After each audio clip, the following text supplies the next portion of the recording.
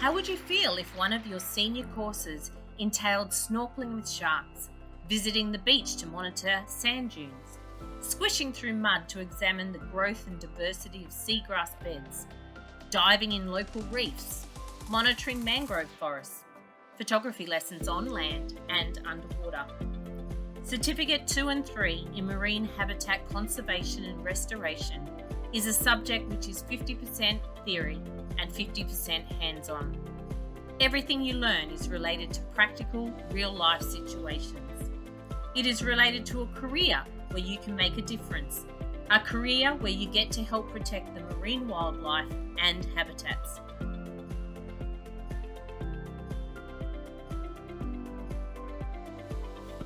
The concerns in 2020 are for the future of our world.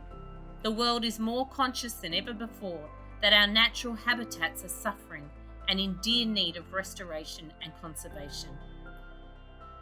Envirotech Education are dedicated to the future of our world and are therefore proud to acknowledge that we have written, have had accredited, and are delivering the first marine certificate course in the entire world.